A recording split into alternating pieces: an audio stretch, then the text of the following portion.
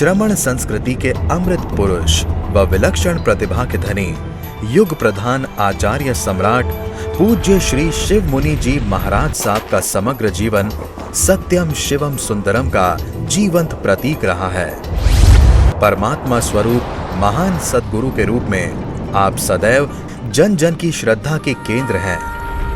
आपका बहुआयामी व्यक्तित्व हिमालय की भांति उतंग, गंगा की तरह पवित्र और सागर के समान गंभीर बना हुआ है।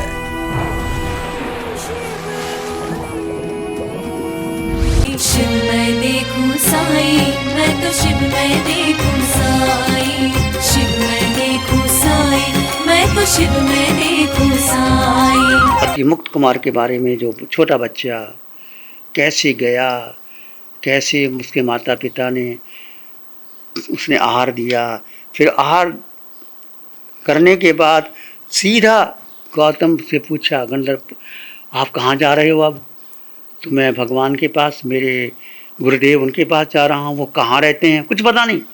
आप उसने आहार भी घर में नहीं किया, मैं आपके साथ चलता हूँ।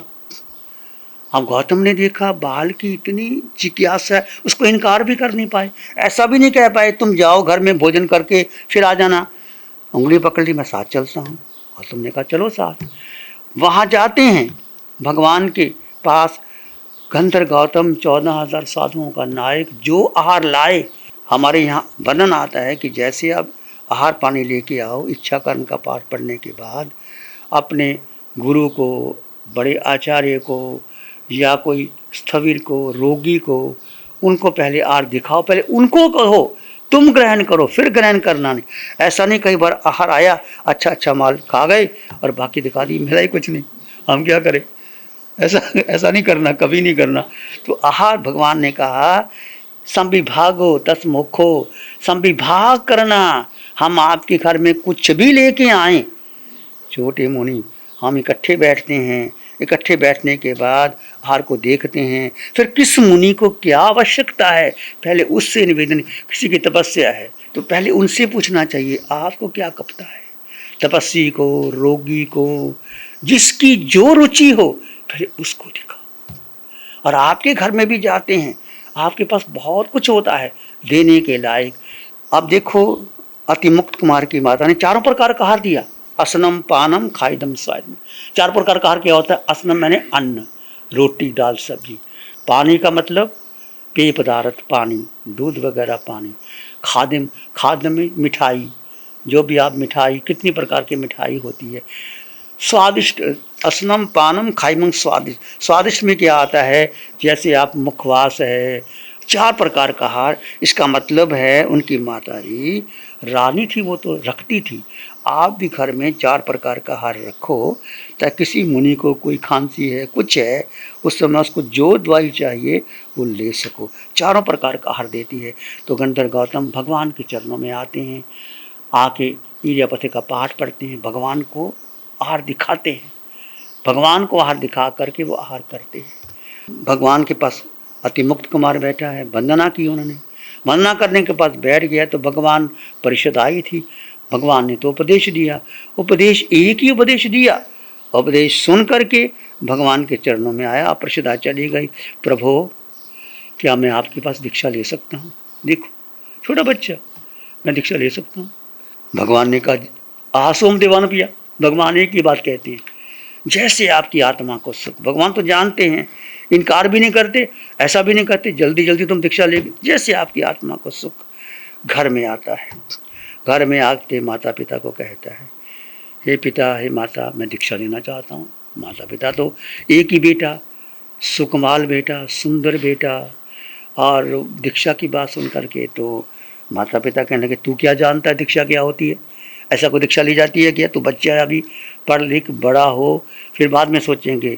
नहीं माँ, मैंने भगवान की वाणी सुनी है, मैं दीक्षा लेनी है। और 2 प्रश्न जो मुनि जी ने आपके सामने रखे थे, जिसे मैं जानता हूँ उसे नहीं जानता, और जिसे मैं नहीं जानता उसे जानता। कितना फिलॉसफिकल क्वेश्चन उसने रखे, छोटा बच्चा। अब माता पिता को ही पता नहीं, जिसे मैं जानता हूँ उसे नहीं जानता, जिसे नहीं जानता उसे जानता हूँ। तो माता पिता ने पूछा, बच्चे ये क्या पहेली हमें समझ में नहीं आती, जिसे मैं जानता हूं उसे नहीं जानता, जिसे मैं नहीं जानता उसे जानता हूं। अतिमुक्त कुमार कहते हैं, माँ मैं जानता हूं कि जो जन्म है वो मृत्यु को प्राप्त करेगा, निश्चित मरेगा, परंतु ये नहीं जानता वो कब, किस समय, कैसे, किस स्थान पर, किस प्रकार से, कितने समय के बाद मरेगा, ये मैं नहीं जानता। मैं जानता हूं उसे नहीं जानता हूं कि मृत्यु को प्राप्त होगा, जो जन्म लिया है वो मरेगा। हम अपने को नहीं जानते, हमें नहीं पता मौत आएगी, आएगी 50 वर्ष के बाद आएगी, 20 वर्ष के बाद आएगी, देखेंगे तब क्या करना है। मौत को हमेशा याद रखो। अरिस्टोटल ने कहा था, if there is no death there will be no religion at all. यदि मौत ना होती तो धर्म ही ना होता। ये मौत का डर है जो आपको धर्म करने के लिए प्रेरणा देती है। पता नहीं मौत कब आ जाए, पर हम क्या कहते हैं, हम मौत को पोस्टपोन कर देते हैं। किसी की मौत आती है, अर्थी निकलती है, शमशान लोग जाके आते हैं, हम क्या कहते हैं, it is always others who die not myself. मैं नहीं मरा, वो मरा। हम क्या कहते हैं, वो मरा, मैं तो नहीं मरा, मैं तो 20 वर्ष जीऊंगा, 25 वर्ष जीऊंगा। ये मौत को याद रखना। ये बुद्ध, उसको पिता को कहा गया था कि ये बालिक सन्यासी बनेगा, इसके सामने कोई मौत का जिक्र नहीं करना, कोई बुढ़ापे का जिक्र नहीं करना, और उसके महलों में रोज फूलों की शैया बिछाई जाती थी और कुमलाए फूल उठा दिए जाते थे। कोई वृद्ध उसके पास नहीं जाता था, कोई मृत्यु उसके सामने नहीं आता था। और घटना घटती है जो घटना होती है। एक बार यूथ फेस्टिवल था, राजकुमार को सारथी सिंहासन पर, रथ पर लेकर जा रहा था। दूर से देखा किसी व्यक्ति को उठाए हुए लाश पर ले जा रहे हैं। राजकुमार ने पूछा, ये कौन है, इसको कंधे पर कौन उठाया जा रहा है। सारथी ने कहा, ये मर गया है, इसको कंधे पर, मरता भी है। उसको नहीं पता था किसी की मौत होती है, इतना राजकुमार था। हाँ मरता है। अच्छा कितने वर्ष के बाद? वो कहता कि तो फिर मैं भी मरूंगा। कहते तुम भी मरोगे 70 वर्ष के बाद, 80 वर्ष के बाद। तो राजकुमार ने कहा मैं भी मरूंगा, तो फिर मरना जरूरी है, तो फिर अब मौत पर मौत किसके लिए, रथ को वापस ले जाओ, मुझे नहीं जाना। फिर आते हुए किसी बूढ़े व्यक्ति को देखा। बूढ़ा व्यक्ति हाथी पकड़ के चल रहा है, झुर्रियाँ पड़ गई हैं, कमर टेढ़ी हो गई है।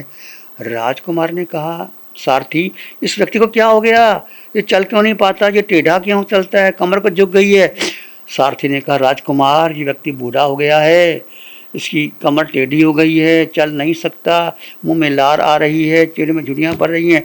उसने कहा कि मैं भी बूढ़ा हूँगा। अभी नहीं, 70 वर्ष के बाद बूढ़े हो गए। नहीं, रथ को वापस ले जाओ। यहाँ से वैराग्य शुरू होता है गौतम आदि बुद्धा का। उसने एक लाश और मरे हुए व्यक्ति को देखा, बूढ़े व्यक्ति को देखा, तब कहा दुख है, दुख का कारण है, कारण का उपाय है, उपाय से मुक्ति है। Suffering, the cause of suffering, the way of suffering, the end of suffering. Buddha की जो धर्म उपदेशना यहाँ से शुरू होती है कि मत पूछो कौन गया कहाँ गया, लोग सब जाना है, मरना है। तो कैसे कैसे प्रेरणा मिलती है। और कैसे उसने कहा, जिसे मैं जानता हूँ उसे नहीं जानता, और जिसे मैं नहीं जानता उसे मैं जानता हूँ। माता ने कहा, पिता ने कहा, बच्चे ये क्या पहली हमें नहीं पता।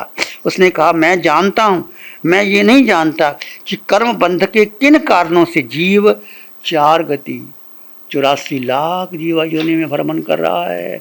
मैं नहीं जानता, पर मुझे ये जानता हूँ कि किए हुए कर्मों के अनुसार उसे 4 गति 84 लाख जीवा योनियों में भ्रमण करना ही पड़ता है।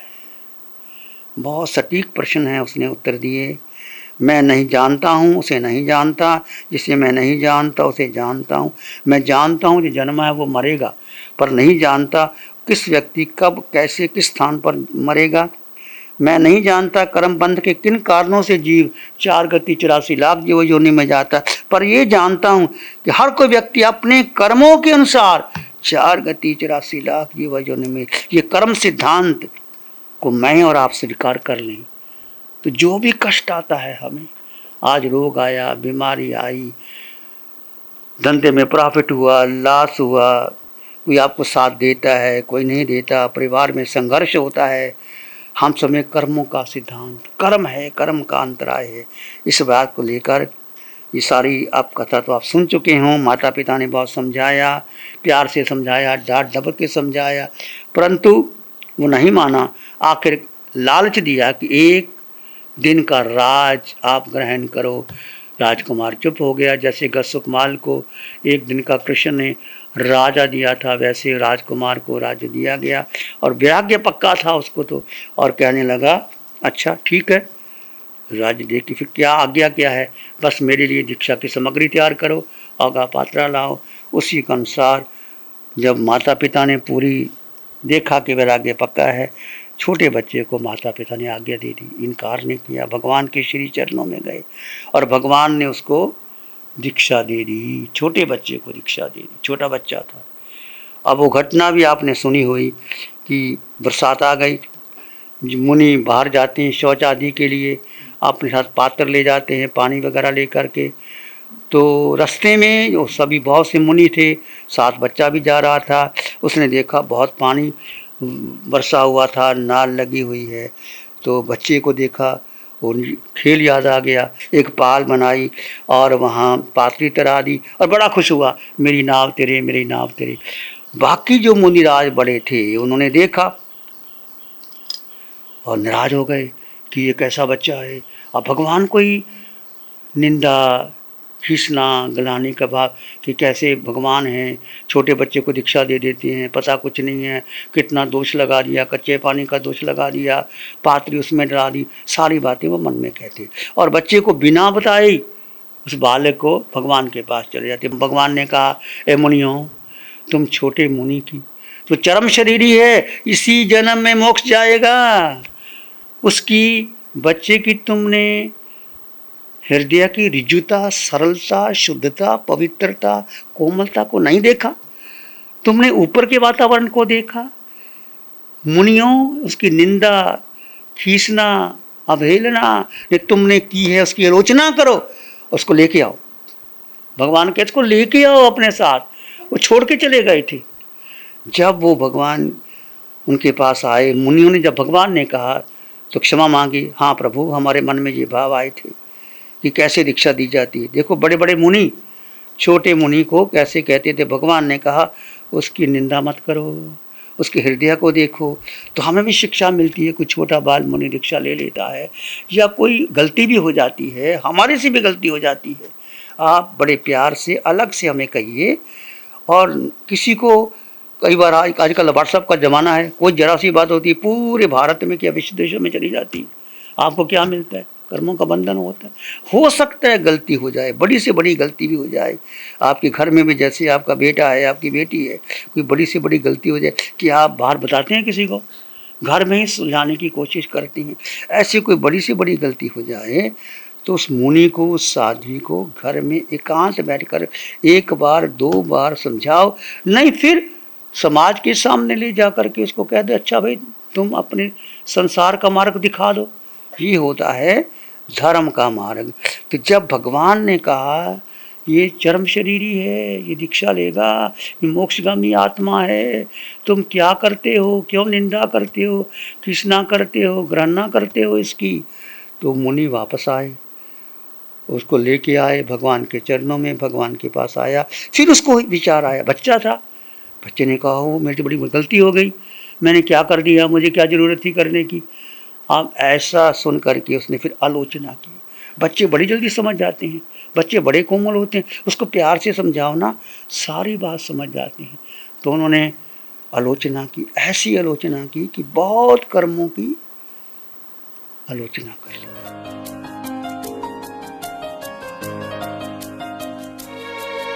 ध्यान करेंगे थोड़ी देर के लिए, आंखें बंद,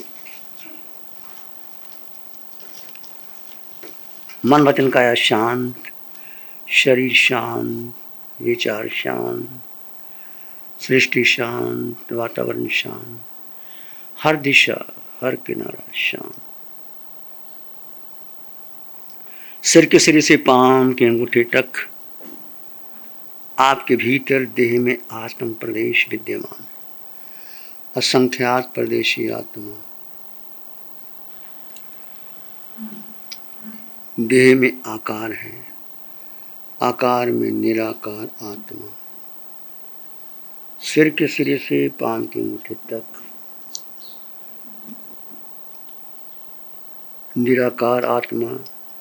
आत्मा का कोई आकार नहीं, रंग नहीं, रूप नहीं, वर्ण नहीं, गंध नहीं, रस नहीं, स्पर्श नहीं। दो तत्व जुदा जुदा हैं। सिर के सिरे से पांव की अंगूठी तक आत्म प्रदेशों का स्पंदन करते हुए देह भिन्न, आत्मा भिन्न। देह में एक जीव तत्व आत्मा अलिप्त है, शुद्ध है, पवित्र है। देह में है पर देह से जुदा है। दो तत्व जुदा जुदा है। भेद विज्ञान के द्वारा इसको जाने और समझे। विचार आए तो आने दें, जाए तो जाने दें। विचार के पार, बुद्धि के पार, मन के पार आप अपने में स्थित रहें।